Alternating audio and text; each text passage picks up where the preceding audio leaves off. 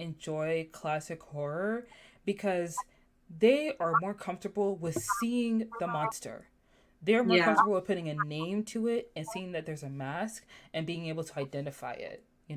When you have horror movies where it's like a concept horror and there are certain layers under it, and there are certain focal points behind it that are meant to draw us into discourse.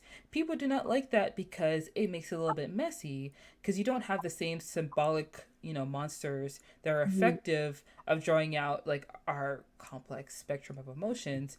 Instead, now there is this popularized genre in filmmaking where, excuse me, the horror is something that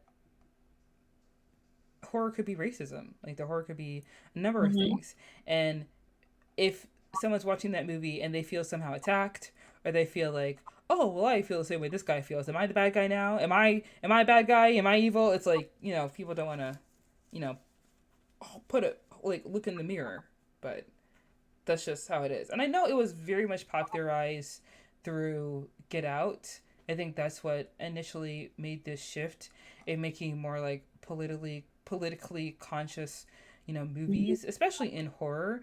But it's not like Get Out was the first film to have some kind of tie to like political discourse. It's just that it's the first film that really did it where you see it, it's right there in your face. Like we understand it. But I could also bring up um hold on, it's in my notes.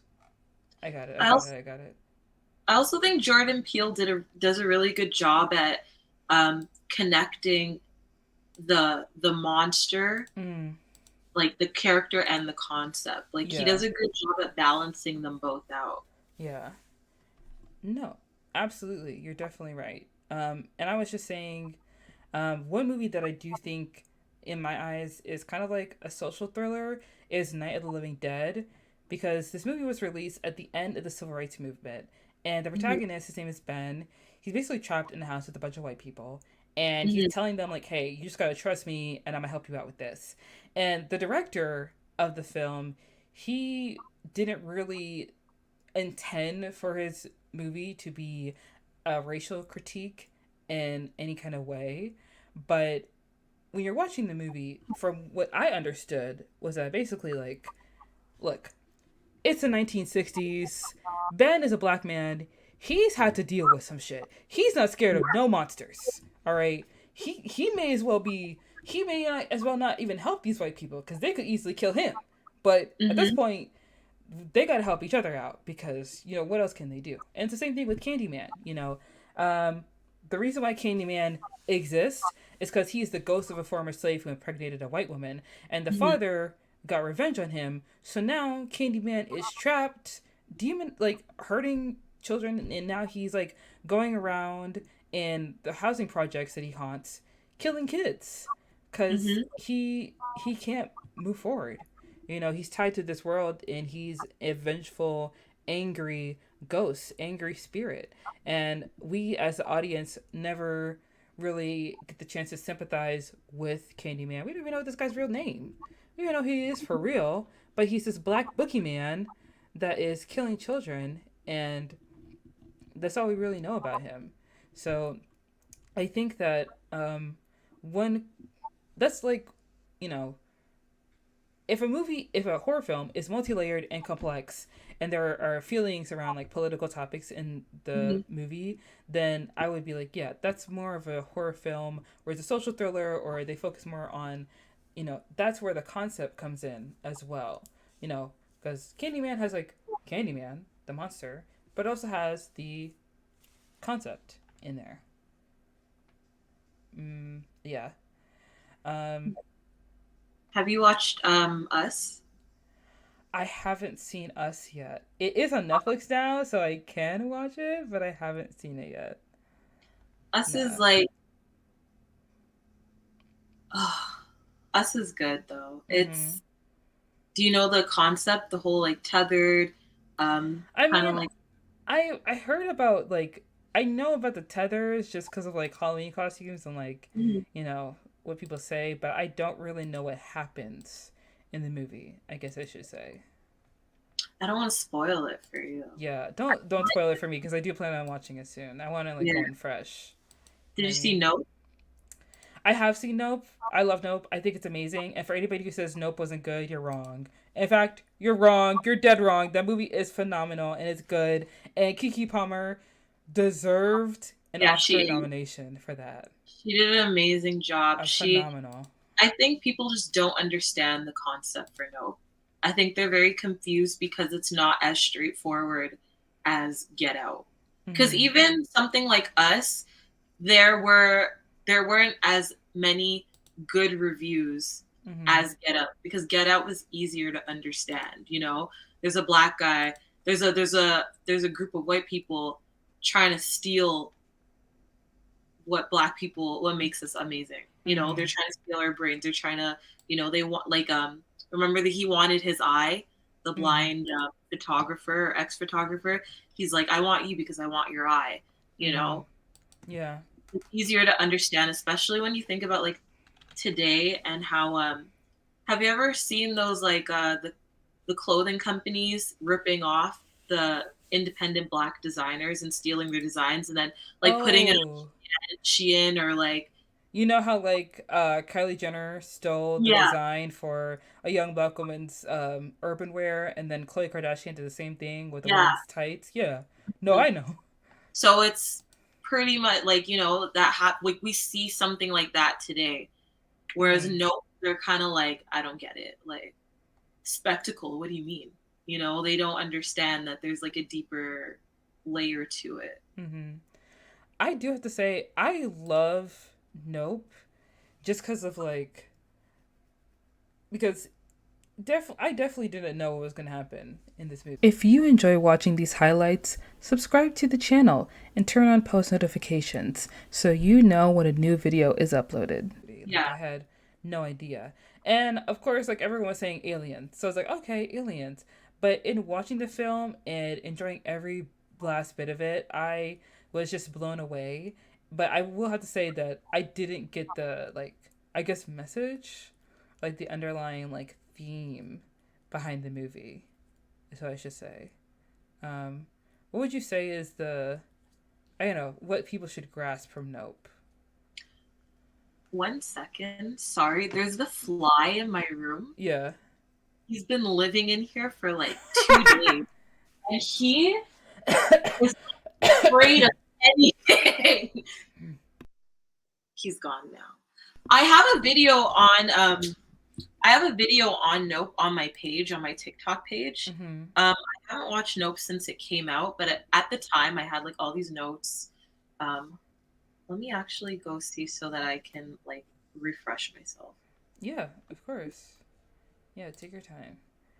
Um, I do have to say, like, in talking about modern horror and classic horror, I love it when you see the modern horror films kind of like reflecting, or kind of like, basically when they're a little bit of a copy paste of the classic horror films. Because I feel like a lot of horror movies do follow the Scream formula. You know what I mean? Mass killer, um, kill the most famous person first, and then you just go in. Just like draw people in. And this is a little weird for me to say this, but a lot of horror movies have kids in them. Like it's always young people. You know what I mean? Like it's usually the young people that get targeted in it. And I don't know if that makes it more comfortable for me to be able to see like young people because they have to have like their fun little moments where they're like all friends and they're all hanging out. So it's like okay, breathing time. But then they're terrorized. Because it's a horror movie. You know, it's kind of I, like. I think adding children to horror kind Mm-hmm. of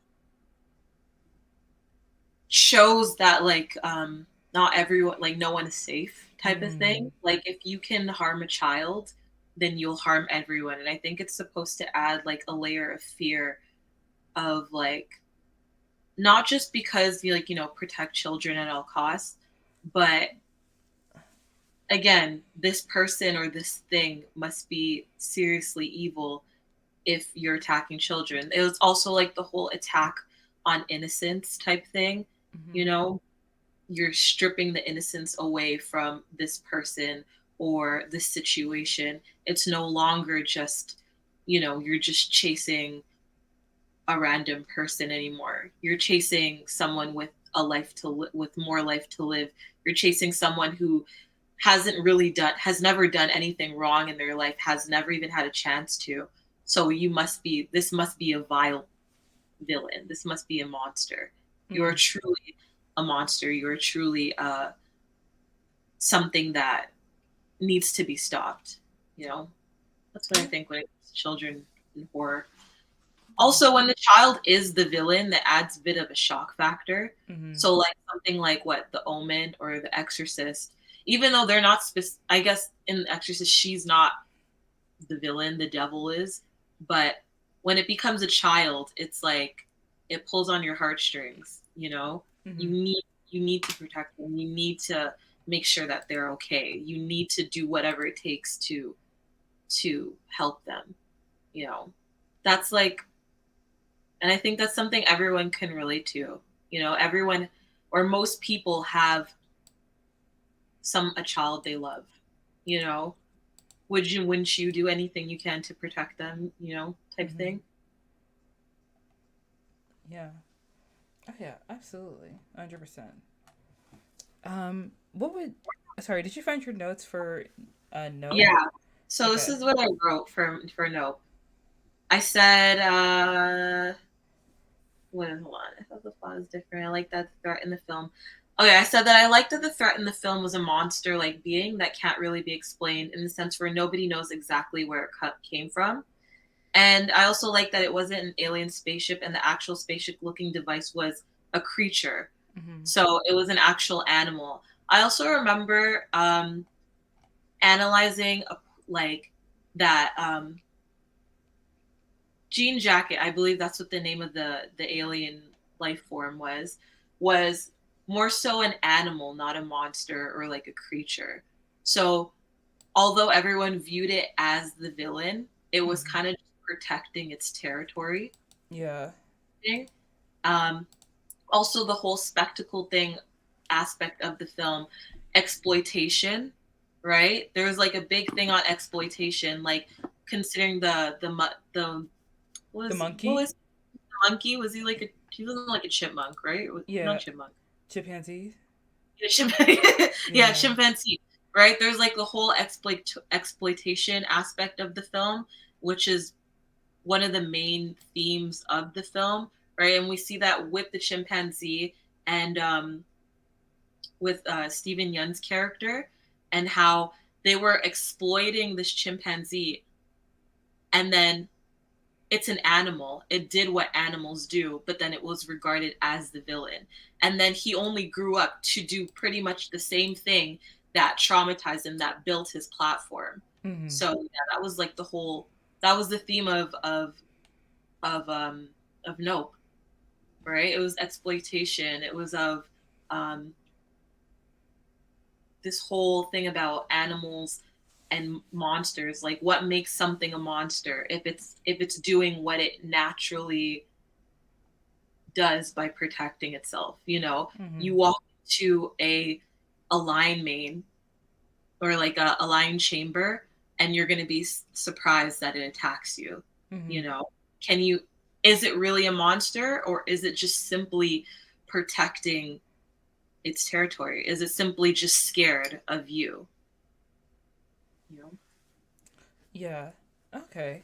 I did not pick up on that when I first watched the movie, Yeah. but I do love that. I think that is really interesting. It is interesting also how many films are kind of like that, where there is like a deeper message behind the film, and it really is because in today's society we're kind of plugged into like this constant stream of information.